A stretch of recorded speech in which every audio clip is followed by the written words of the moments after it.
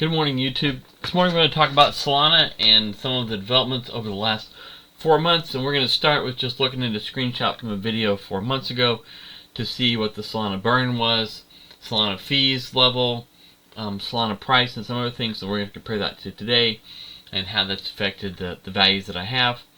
So we're going to transition. So this is just a screenshot from the original video. 1,648 Solana in fees were being paid. So when you transfer Solana from one place to another one, there's a small fee, which is just a fraction of a Solana. So this represents a lot of transactions. Half of that is burnt, half of that is paid to validators on that network, and you can see about that. And so this is where we were. The price of Solana, let me find it a little bit, back 3 or 4 months ago was $58.81. It had tripled from 20, so it was doing okay. And if you go back and watch that video, you see what I was making at that point. So 1.0163 on this staking node, which was equivalent to 96 cents. And after we go through this, we'll go back and see what it's doing today. Also, you can see there I have some staked marinade, which is represents staked Solana, and here's the ongoing transactions that I get paid for out of the Solana per epic. An epic is about 2 days. You can see the end of the epics here, 280, 480, 481. That's when you can unstake it, but it stays on the network until that to validate transactions by proof of stake, as opposed to proof of work, which is Bitcoin. So let's jump right into today. This SOL fees are 10 times higher. You can see the volume has significantly increased. Total burnt is about half of that. If you look down here at there'll be a ratio. Here's the full fees. About half of those go to validator rewards, which is the person that runs the CPU with the staked Solana on there, and then the other half is burnt, depending on how much Solana is transacted. But if you go back to here, non-voting, it's just pretty transparent methodology, and they haven't changed it. And now we'll look to today.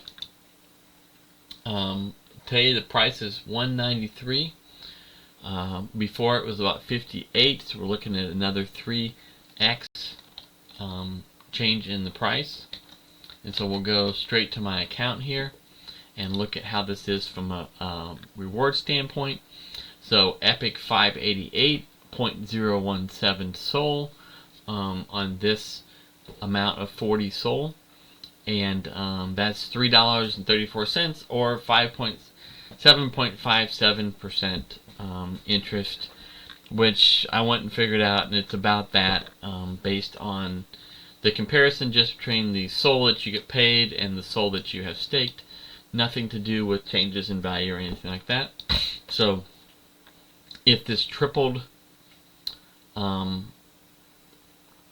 then compared to at $50-some, I'm making 21%. If I was making 7% there, because the price is tripled. Now, really, it depends on when I bought it, what percent I'm making, and I can go back and do that figures and then create another video. But I have one validator right here, but my staking is broken up into 4 pieces, and then we also have still the marinade staked. And the total return then is, let's say, 334 and 2 something. That's 6, 7, maybe $8, maybe $4 a day, let's say, on this Solana that I have staked. And that then would change, as the inflation happened. And Solana, I think, is still about 8% inflation today per year. That's supposed to drop by 1.5%. I believe per year it gets down to a net 1.5%. and then that will be what it is. Now, how you're making money on Solana is two ways, and how you're losing money is one way.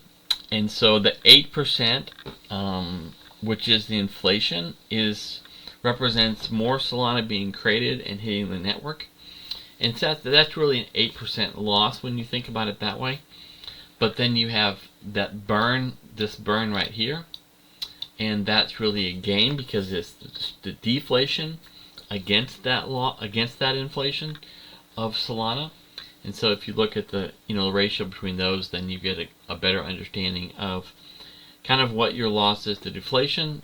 Now, the way that you would naturally see the deflation of the inflation happen, or the deflation, would be the price of Solana would go down naturally by 8% per year minus whatever this is burnt, based on transactions.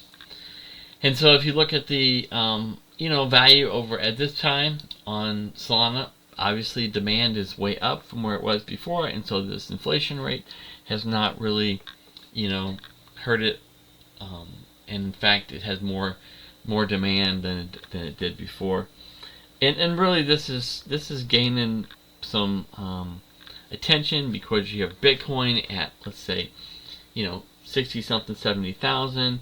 You have ETH approaching 4,000, and you have Solana approaching 200. It's not even at its high yet.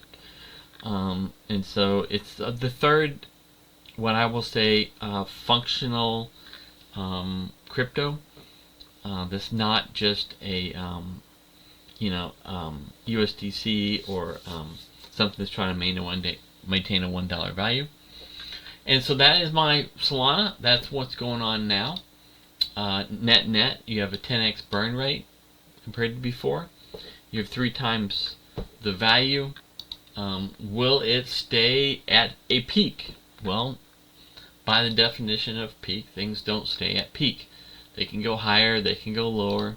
If you look at Solana, the highest it's been is 247, and now it's 194. It's not at the height, but it is pretty high. And if you look at the weakness in the price of Bitcoin, I do expect it to jump up and down some.